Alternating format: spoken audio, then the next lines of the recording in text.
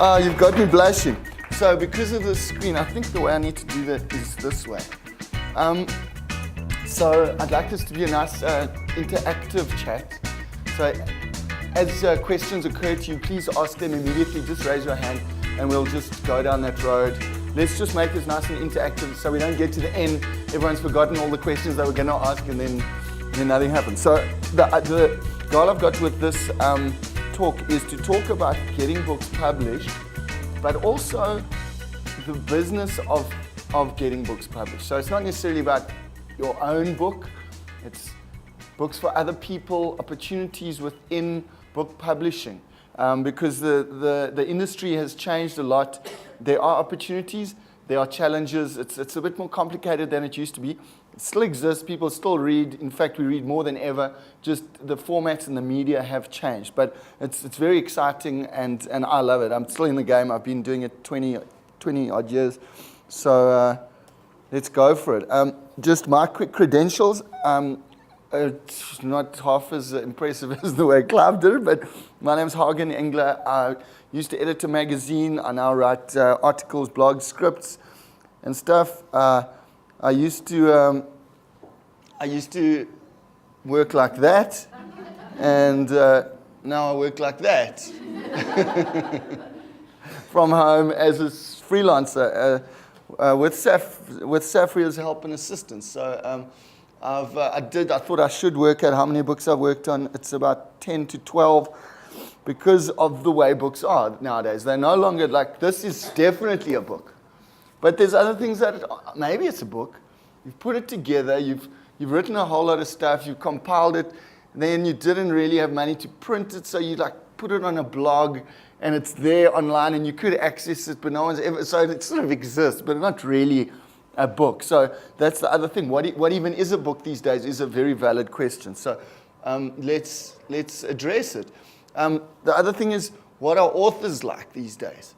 There's this sort of romantic ideal of the bearded, tortured artist typing away at his typewriter, or is it the kind of psychedelically drug-fueled critic of reality and the state of society? Is it a kind of rugged rock star type who lives according to his own rules?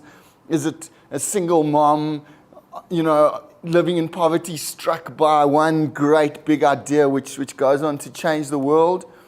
Or is it a guy like this, a businessman, an entrepreneur who sees it as a way to make money? It's all of these things, obviously.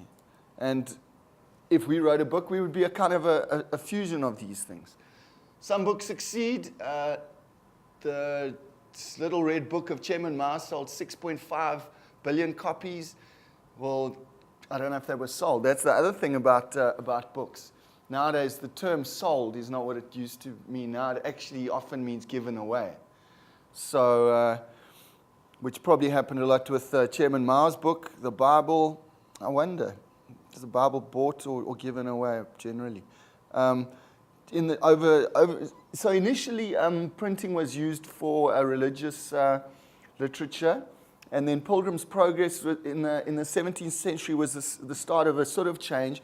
It was about religion, but it was a secular perspective on it by John Bunyan. The next century, Daniel Defoe. Then you're into sort of adventure fiction. Uncle Tom's Cabin in the 19th century. Harriet Beecher Stowe, that was sort of a bit of social commentary already. Writing is starting to be about social criticism. Uncle Tom's Cabin, obviously a critique of slavery in the USA. And then last century, the big hits, things like Lord of the Rings, Tolkien, Rowling's Harry Potter, and She, which was set in southern Africa and sold 100 million copies. Rider Haggard. There's a SAFREAN who's also writing a history of Rider Haggard, who obviously spent time in South Africa. So that's sort of an interesting and probably going to be a very successful approach, something to bear in mind if you start writing books. It's nice to plug into something which has an already existing audience and market. In this case, 100 million people who, have read this book, and it's an existing kind of market of interested people. So some books succeed, some don't. This is a picture of my storeroom at home. Those are 2 boxes of 40 books, 40 copies each of this work of literary genius, which probably sold about like 50 copies. So luckily, it's not all about sales. A book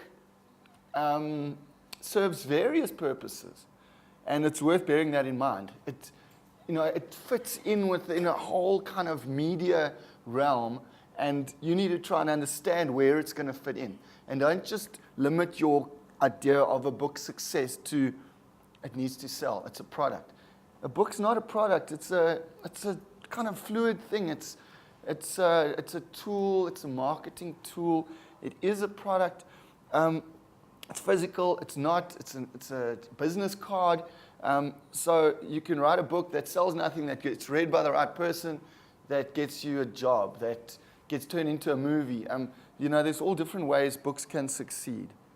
And it's worth bearing that in mind. But, of course, sales remains a benchmark. So another question is, these kinds of books, what's happening with them? Well, in the US, they publish 200,000 new print books a year. So 1% of those become bestsellers. Another thing is that that's not even all the books there are, because there's print books, there's e-books, and that's just 1 year. So now, every book that's ever been published, like we saw there, Treasure Island, Daniel Defoe was printed in the 1600s. That's still in print. So every book that's ever been printed can still be reprinted. So every year you've got 200,000 print books being added to the market, another 400,000 e-books being added to the market. These are books that are being published. So it's incredibly flooded market, and a tiny percentage of those will become financially successful. But at the same time, reading of these physical books is gradually declining, and even e-books gradually declining. Still very high, but it is dropping. In the UK, a bestseller can sell anything from 4,000 to 25,000 copies a week. In the US, it's a bit harder to gauge because there's not a definitive bestseller list. New York Times has one, Amazon, USA Today all have some. But someone would get into the top 20, say, with selling 2,000 copies a day to get on there in the USA. In SA, a non-fiction bestseller sells 5,000 copies in total, and a fiction bestseller sells about 3,000. These are industry conventions shared with me by my publisher.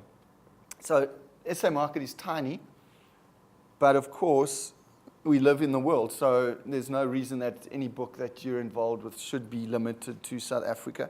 But the reality is, publish a book, these are the bookstores you've got access to. So you just got to be aware that we are a very tiny book market, but there are spin-offs. So I was saying the physical book sales and the e-book sales can be small, but you can transcend the tiny South African market and the tiny print market by just basically breaking out of your medium. So this guy's Dion Meyer. So Dion Meyer is a great story of sort of being a media worker. He's never really been limited to one medium, and I think that's a good way for all of us to think of ourselves. We're media workers.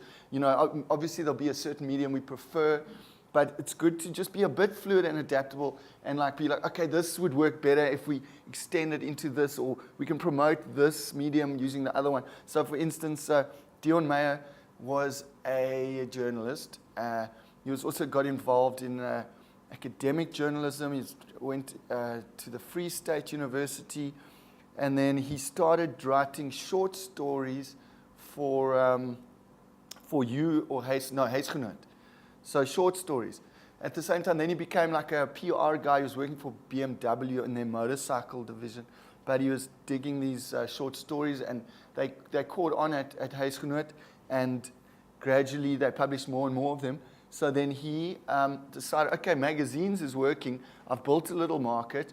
Let me, put them together in a little anthology of my stories, which he did, which was popular again. So then he thought, okay, now I've mastered the short story genre, perhaps. Let me try a novel. So he's built a little market in magazines, expanded into books. Now he's changing the kind of type of book he writes, and he writes an Afrikaans novel, which catches on.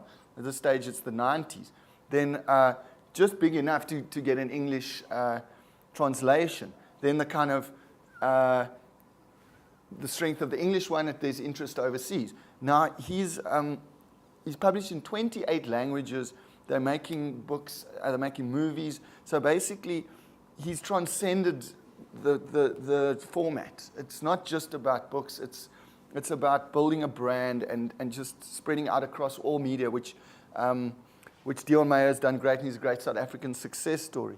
Still in the game, still doing it.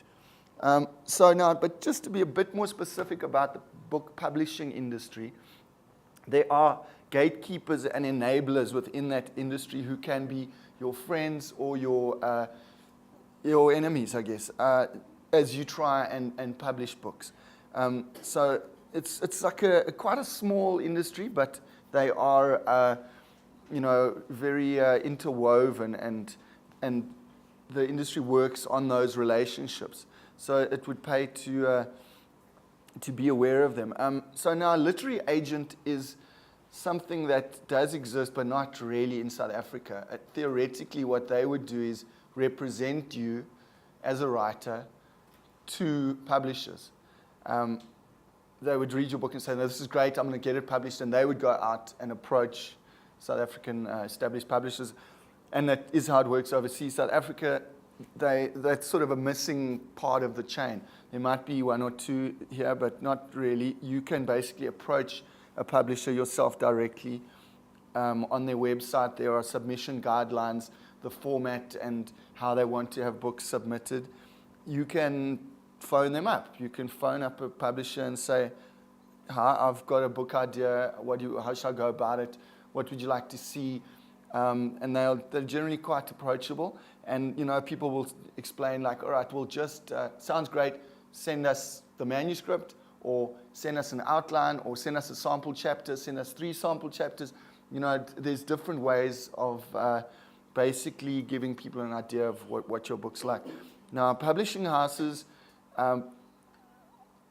basically make the book. They will edit it, design a cover, typeset the copy, also just make sure it all flows thematically and all of that, and then they'll do some marketing.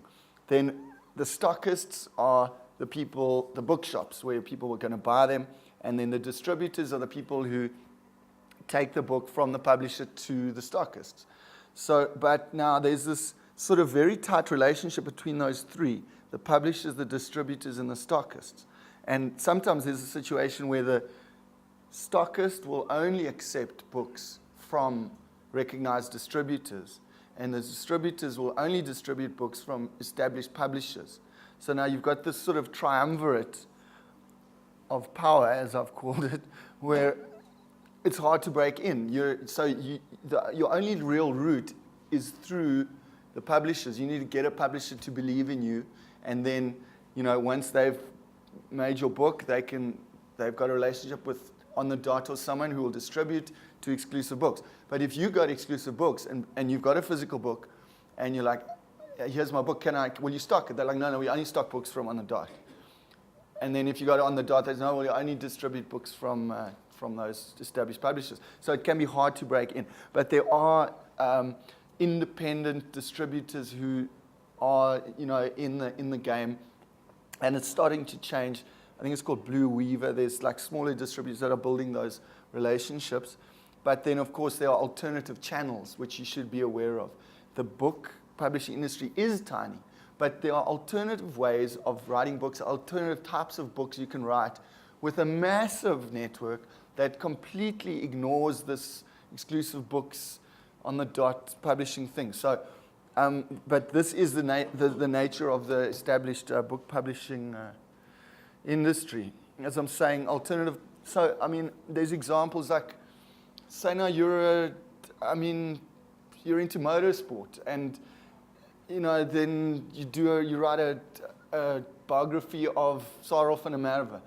You know, all of a sudden, you know, you've got access to this motorsport fraternity, and it's a community, and they love Sarov and Amarva, and they've got networks. You know, they don't go to exclusive books, they hang out with each other. So there's probably a monthly newsletter for all South African motorsport fans. There'll be a blog, there'll be websites. All of those things provide opportunities for marketing that are completely outside of the established publishing industry, and we need to be aware of those. So distribution, stockist, marketing, all of those things can be subverted. And also media skills. Luckily, we are in the media industry, so we're media workers, we understand media, we work with words, with images, so it's a good lot of skills to have, and makes, you know, media workers better equipped to publish books. So now another aspect of the publishing industry that might bear elucidation. I don't know why I'm using these big words. But anyway, this is a lovely story, okay? There's this book called The Cuckoo's Calling by a writer called Robert Galbraith. And it's kind of it's a crime thriller. It comes out in the UK. It involves this investigator called Cormoran Strike. So now this... she's a book reviewer at, I think, The Independent, a UK newspaper. So Indian Night, she's reading the book and she's loving it. She's like, this is awesome. And she tweets about it. She's like reading the new Robert Galbraith. I can't believe it. It's like so good. It's a debut novel, but it's like awesome. But no one's heard of it. Then this person called Jude Caligari tweets, that's J.K. Rowling's pseudonym. At that point, The Cuckoo's Calling had sold 450 copies in the UK. It had been out for 3 months. So now India Night is like, tries to follow it up, and the person's sort of very elusive on Twitter. She can't pin it down. She it's at a newspaper, so she mentions someone, they do an investigation, they get the book, they go to a kind of, it's a language analyst who can analyze the words used, and they realize that the words used are very similar to the words used in J.K. Rowling's novels.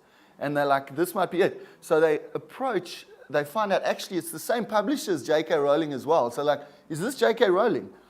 And they're like, yeah, okay, cool, you bust us. It is. So they run with the story. So from selling 450 copies over 3 months, the publishers suddenly have to rush print 140,000.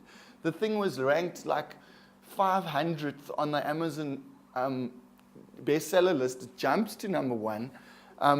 You know, when they trace it back, it turns out one of the Russell solicitors was J.K. Rowling's lawyer, and there was some guy there who'd let the cat out the bag, and Jude Caligari was friends with him, and he tweeted it. So basically what it says is that quality is not objective. It was an excellent book. J.K. Rowling was tired of all this media hype. She just wanted to write a book that created her own world and just let it go out there and see what happened. And not much happened. Apparently it sold 450 in the UK, internationally another 1,000, so 1,500. And the thing was, that was actually pretty good, is the other tragedy. They were like, not bad, 1,500. In the UK, hardcover, 1.5, not bad, cool. Otherwise, they would have been like, this thing's not working. We've got to just tell everybody it is J.K. Rowling and see what happens then. They didn't do it. Someone else had to let the cat out the bag. So basically, also for publishers, if you get in and you're established and you do something, you get momentum. So a published author will get published again, and the industry will sort of support you. It's a strange thing. It's very hard to get in, but having got in, there's a small kind of core of people who tend to be supported. So It's good if you're on the right side of it. If you're not, it's not good because it's hard to break in, and publishers become conservative, all of that. So it pays to be kind of disruptive as a new publisher because you really need to get noticed because you know, it's hard to get into this established thing. But anyway, that's just an interesting story. This is obviously how the word got out, and it was indeed J.K. Rowling. So now, that's established print publishing. Self-publishing is the alternative to breaking out of this closed kind of cabal of publishing industry relationships. According to some stats I found, there were 391,000 books self-published in 2012, including print and e-books. E-books is a strange system because, as I was saying earlier, what they consider selling is actually giving away. Because it's technically, someone's got it, it's moved from you to them, but they've paid a price of 0 cents. So it can count as sales. But then there's this other philosophy where you've got to give away lots so that there'll be word of mouth that will like induce other people to buy it. So you can give away 30,000 free ebooks that leads you to sell 140,000. Or you give away 10 times as many to sell 3,000 because there's no cost. It's digital. It's just, you're just circulating it and you're hoping stuff starts catching on and like someone actually reads it. The other thing is, are these books read? Very valid question. If you're not paying anything for something, you know, will you bother to read it? You know, you load it on your Kindle, it's there. You might get around to it, you might not. So what a book is and the significance of a book has been slightly cheapened by the e-publishing thing. Also, attention spans have shrunk. You know, we battle there. We battle to do things we used to do at leisure. Going to a play, I was at a play the other day and I was just beside myself because I realized I can't get my phone out. I was like, oh my God, I'm going to be here 2.5 hours in the dark. I have to stare at only this. There's nothing else. I'm just, because you know, you take it and it glares and you're like, oh, I'm stuck. And then you're like, okay, I've got to just focus. So, and that was like, it felt like legacy media from like another century, which it sort of is. But same thing with books. We read shorter snippets now. Maybe read a long article or whatever. But the idea of like 60,000 word book can be challenging. So what people are doing now, that's books. Even what a book is, isn't what it used to be. You can find it on Kindle. It says it's got a cover. It says book, but it's like 21 pages. And you're like, but it's not really a book. And you're like, well, I guess if you say it's a book, it's a book. But because the medium is different, it doesn't look, you know, like it would look like this if we printed it out. But people do it on ebook platforms. So things have changed. You know, it's your idea of what a book is needs to adjust. But also because it's digital, ebook marketing can really work. You know, people have succeeded at it, and it's also about sometimes the marketing more than the substance of the book. It's about understanding trends, what's going to sell, building communities of your own, piggybacking on existing communities, using those kind of marketing skills, and you know, serving your community, sending out regular newsletters. You know, people build businesses and careers around these communities that they've built, and a book can be a tool in that. So, for instance, say now someone is they're a former executive in a Fortune 500 company or in any company, but they've built up a lot of experience. So they want to, let's say their main skill is in customer service. Then they want to become, it can be a customer service consultant to other businesses. They can do public speaking. They can create a newsletter, a customer service newsletter for businesses. They can write a book, which is now creating a product that you can use to sell to this audience that you built. So there's all these ways of building a community, and books fit in there. It doesn't fit into the exclusive books model. It's completely separate to that and can sell a lot more. Because as we've seen, SA bestseller is 5,000. Some sell more, but it's small. But you can use your network to sell directly to at a far greater profit. Self-publishing can be pretty marginal here, though. But of course, you also got to understand why you're writing the book. So another great South African success story is something called I Wrote This For You. There's this guy named, he's one of the most successful publishers in South Africa. His name's Ian Thomas. And he started this online project, sort of a blog, with a friend of his online. His friend of his, so he's like writes poetry. A friend of his would post pictures, would send him pictures from Japan. How's this pic? And then he would write a kind of a poem that describes or elaborates on what the picture feels like. And they're kind of, it's also a sign of changing media. They felt a lot like motivational posters. They're just like a few sentences, one sentence, but it's kind of insightful and it's profound, and you're like, whoa, dude, that kind of stuff, and it caught on, he built up this following on his blog, and then it really caught on. Then he was approached by a publisher in Canada. Can't we put a lot of these little poems together, publish it as a book? It was another commentary on the state of the media these days. It was noticed by the Kardashians. Khloe Kardashian read the book, this guy, Ian Thomas, is her favorite poet. It was seen on the show. It basically shot the lights out. All started from a little blog that he was self-publishing. Then it transcended into the print publishing thing. That guy sells upwards of 10,000 poetry books per quarter. So he's basically, bigger than some successful authors' entire careers. He's just like, as I say, shooting the lights out because of like an alternative approach to it, and he's completely unknown and recognized in South Africa. He doesn't have a South African publisher. You can't buy his books in exclusives. Doesn't get invited to French Hook Literary Fest. He's just basically leapfrogged, this whole South African industry. And it can be done, you don't have to be limited by it. In general, as I mentioned earlier, there is talk that that reading is dying. Book reading is dropping off.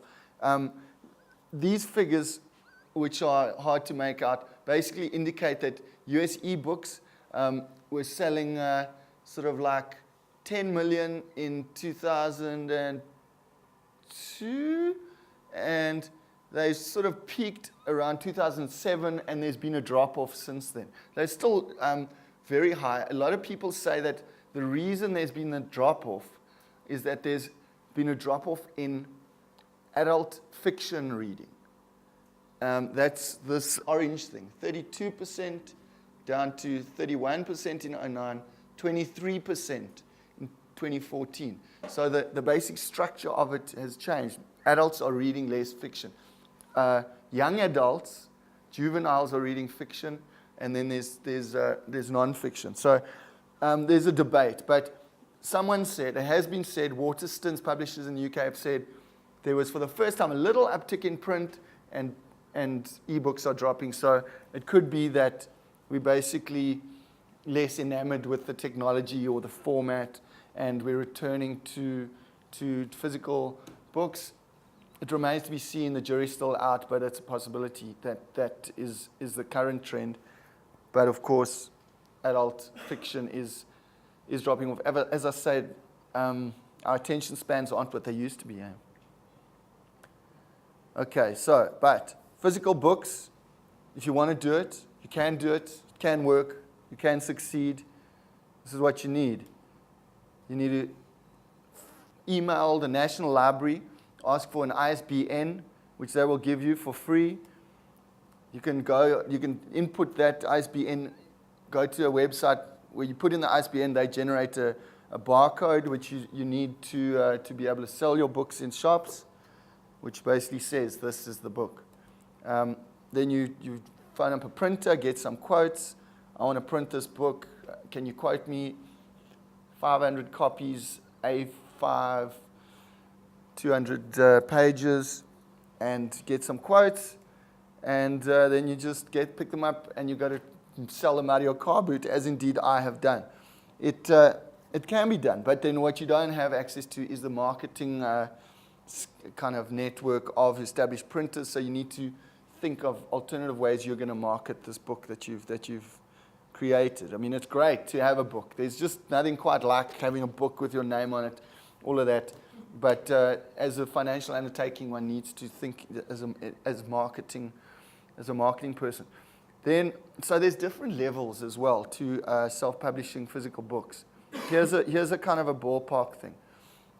It's a client of mine. I work in this field. I help people write books. I ghostwrite them and deal with printers and all of that. So this is an upscaled LARNEY approach, assuming that you really need help. So the design of the cover and the typesetting can set you back $40,000 for a pretty thick book. If you need a writer to ghostwrite it, perhaps $40,000 over several months.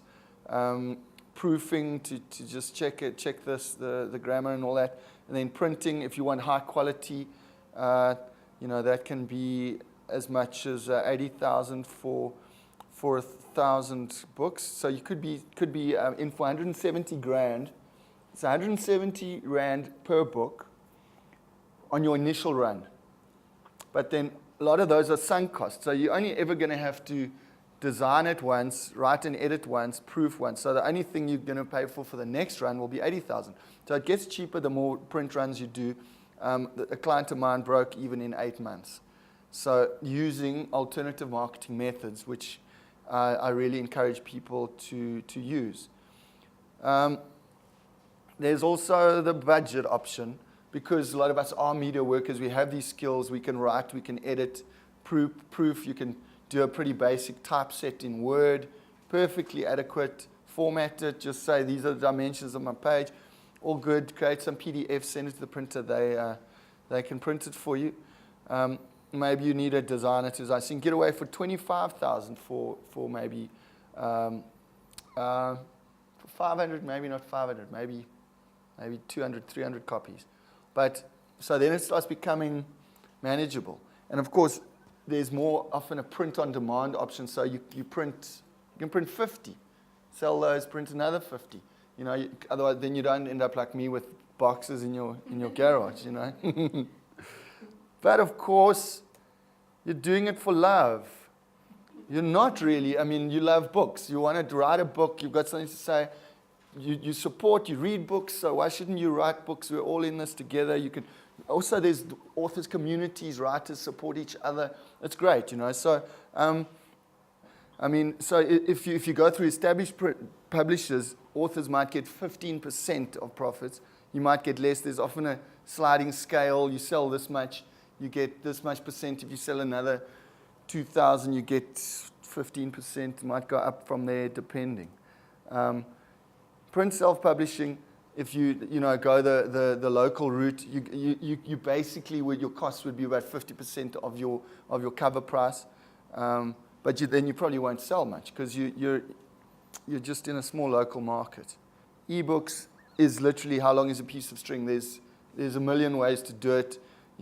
As you said, there's all people offering different services. You can, some people offer 35% of net profits. You 50-50. There's ebook publishers where you actually pay to have someone make your book. The ebooks, I'm sure I've done it for free on some platforms as well, where if you prepare to just do the formatting, you do it. I mean, it's mind-numbing, but it's also worth learning. It basically is unformatting. They don't want terribly much typesetting to just be able to make it compatible with every platform, if I understand correctly.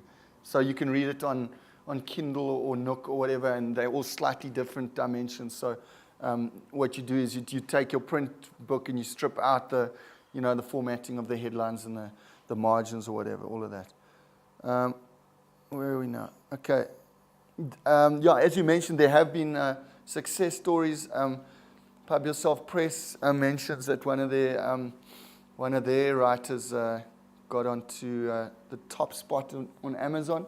There's this guy, Mark Dawson, he's a guy, I showed his picture earlier. He's like incredibly, he's just basically an entrepreneur and a businessman. But he's found a way to make writing work. He maintains he made $450,000 a year. So it's in a sense, it's just really understanding the system more than, just focusing on the book. He does that system of massive giveaways. He also makes sure he's got several books. So if someone likes one book, they're going to like another. So he's got like 6 books. He's writing incredibly fast, like just pumping out 10,000 words a day to have more books in play. And then they sort of feed each other.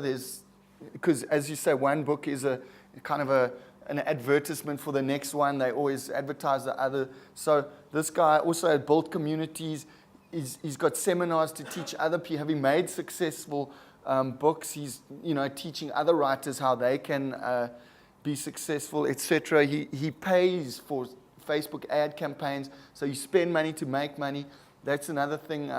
Basically investing in the marketing of his book. That marketing is, you just basically can't escape it. That marketing is what's going to make a book successful. But if you also think of it as a book as marketing, it's all interrelated anyway. It's all just part of creating communities and leveraging them to be successful.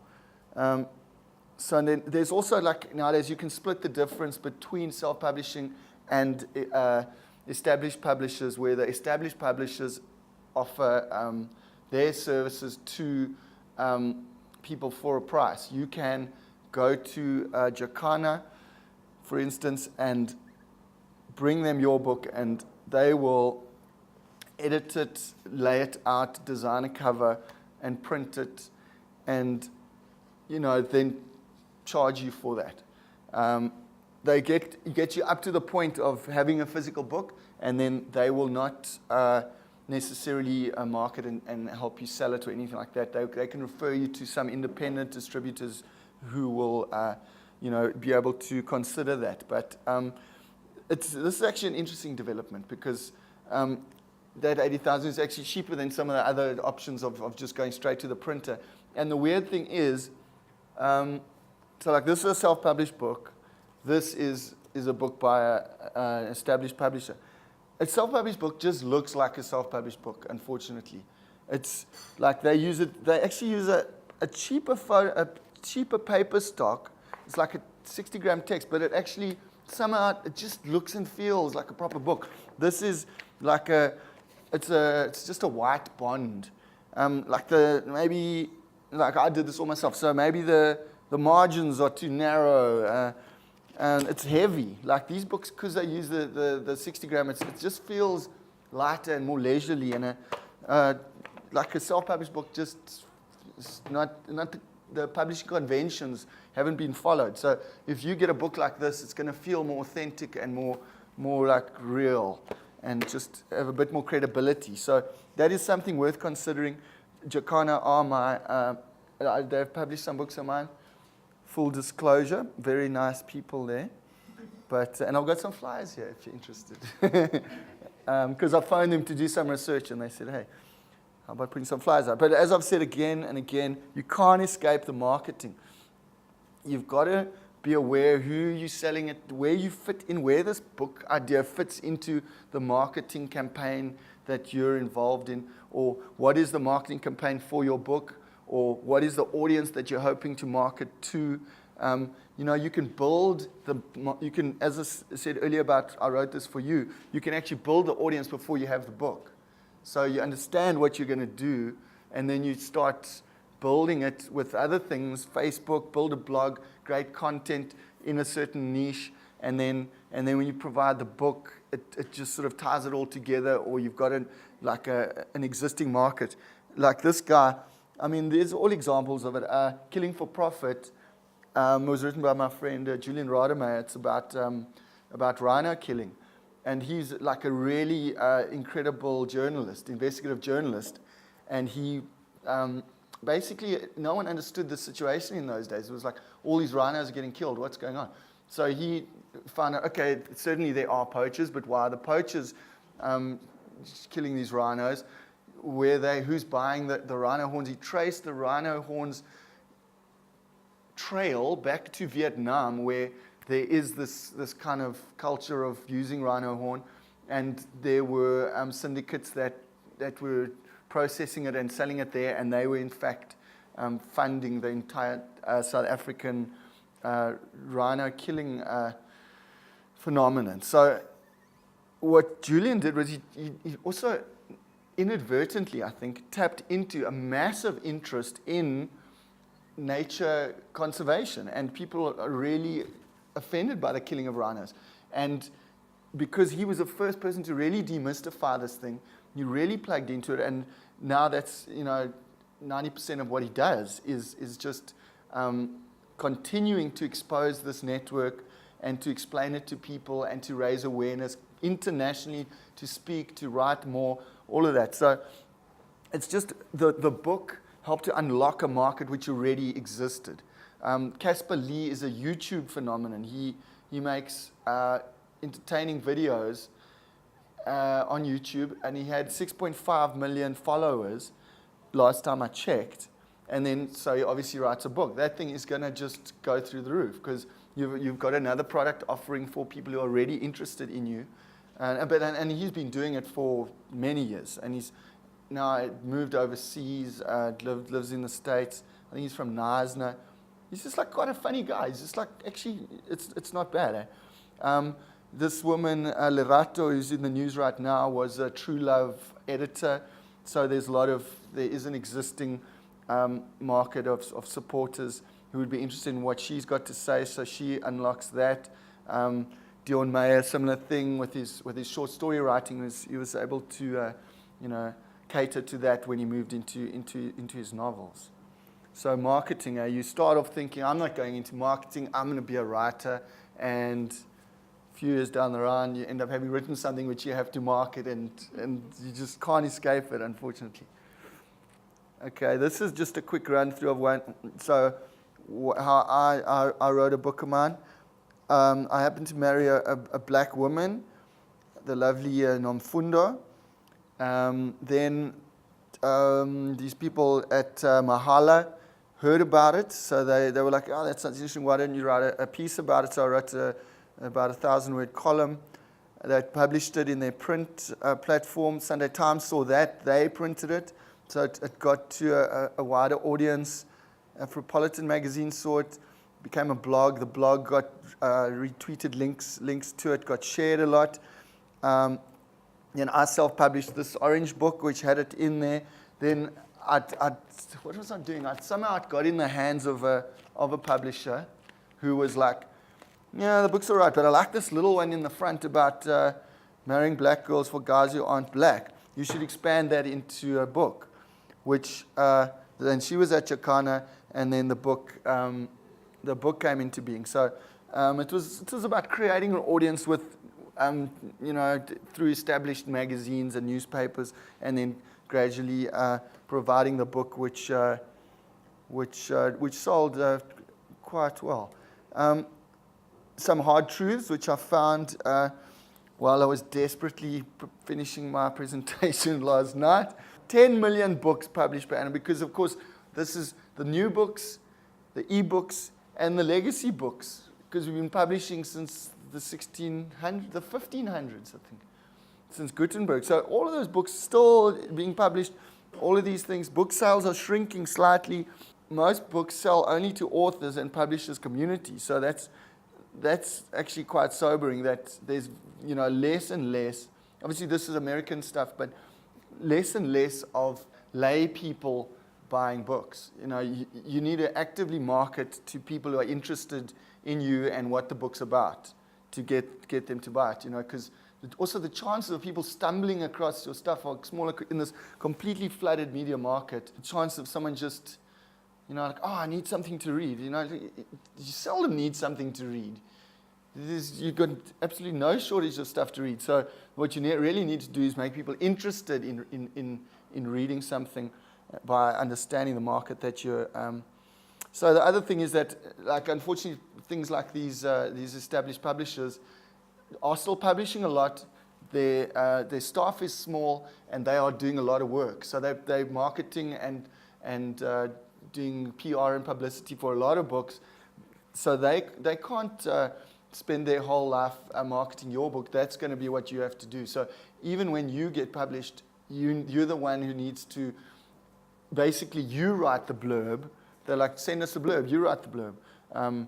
You're going to go talk at a thing. Just write us a little bio. So you need to do that. You need to go to talk at coffee mornings and go to the launches, and you need to, like, sell yourself, be a presenter and a personality to market yourself. I think it's maybe people are, wish it was the case that you sit in your study, fire off the book, send it out into the world, the publisher loves it, they market it, they sell it, it's a hit, and people buy it, and the money comes into your account. But sooner or later, you have to leave your study and get out there and market it. You can't just hide away. It is a marketing campaign, and the book can be the main point of it. It can be just a tool within it, but we need to sort of understand that it's a fluid situation. And then the tiny books with big ideas, like I was saying earlier, nowadays, the other thinking is that, like in ebooks, people are like, I got this thing for free. What is it?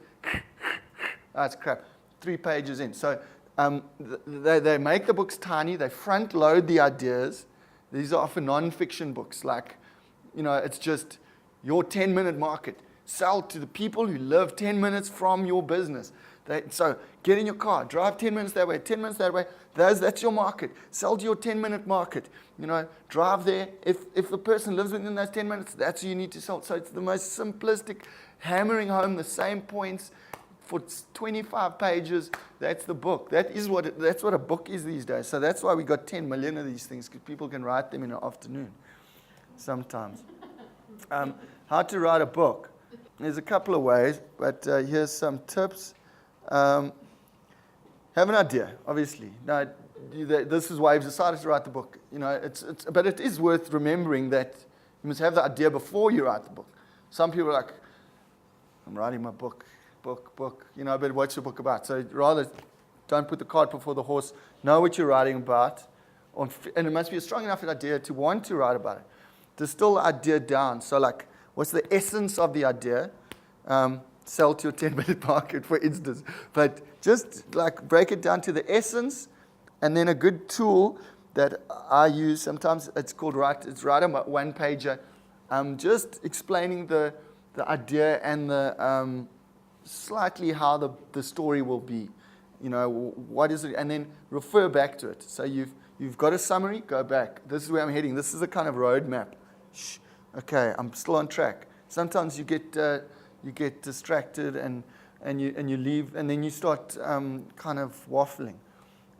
So then you've got your kind of philosophical story, then the structure, chapter 1, chapter 2, chapter 3, this is what I'm going to do, and then in this one I'm going to address that, in that one, then you're like, okay, this one's about the part where he gets to Joburg and it's all scary, and then after that, then there's the one where he gets smash and grabbed, and then then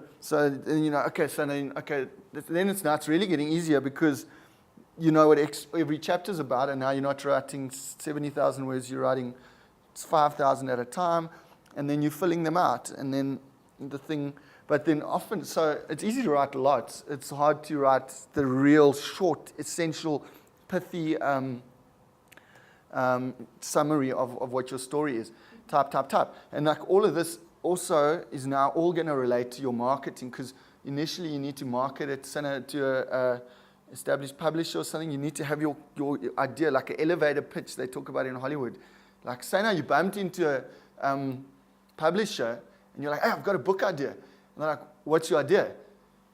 Okay, so it's this guy, so he moves to Joburg, and then like he works, and then he moves to Mel, and so then you start rambling. You need to have like, what is your book about? It's about dealing with trauma.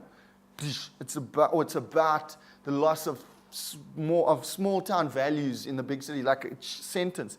And then the one page is a bit more of a slightly more eloquent thing, also incorporating a bit elements of plot.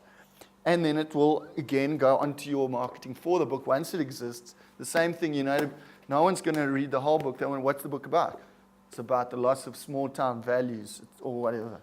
So important to just have that, and it helps a lot as you're writing, to just have even if you write your little paragraph or your sentence above your desk, and you're like, this is what I'm writing about. I might be writing about the smash and grab, but it's still about the loss of small-town values or something like that. You'll see. And then now you've got the physical book, or it's an ebook. How do you sell it with a sales and marketing strategy? Obviously, I've said this many times before. It's an integrated brand building campaign which involves the book. Sometimes the book is the thing, but inevitably you might write a follow-up, or someone will approach you. Do you want to do a movie adaptation? Everyone who loves the book wants to know you better. You should start a newsletter, and then you should have a Facebook page. You should start an Instagram account, Twitter followers. So then it's all sort of becomes a community. It is a product, it's a medium, and it's a marketing tool. All three in one is what it has become now. But it's always been that. Apparently, in the 1700s, Goethe, the German writer, he wrote it's a famous novel called Junge Werther, and that was a hit. And in the 1700s, you could get Werther eau de cologne. So there were already brand extensions in the 1700s based on these books. So it's nothing new. It's always about brand building and marketing around it to make it succeed, or just build your brand as an individual. You've written a book, you get a bit more credibility in your field. Okay, so this is also about how you sell it. Publishers are business people who love books. So you need to be able to explain to them why they should print your book and why it's going to sell and who it's going to sell to. So, I've sat literally in meetings with the publisher, with a PowerPoint presentation, okay, step one, this is what, I was actually pitching book ideas. I had like 10. Okay, how about this? And then, it could sell because of this and that. It could be sell because of this and that. And then explain. And then once they just, okay, I like that one. Let's do that one. Now, come back to me later with a marketing and sales presentation on this book. Why is this book going to sell? Who's it going to sell to? How are you going to sell it? What are you going to do, the writer, to market it? So it's now less about just the literary joy of writing. It's also how you're going to market it, because, as I say, they've got limited resources. One way or another, you've got to do the legwork. So there's, and you're the best one for it as well, because no one understands your book as well as you do, and it can be really disappointing if someone else tries to explain it, and they're like, this book is about combating smash and grabs. And you're like, it's not about smashing, it's actually about the loss of small town values, because no one gets it. So you need to really be hands-on in describing your work to everybody and marketing it. Okay, that is it. If anybody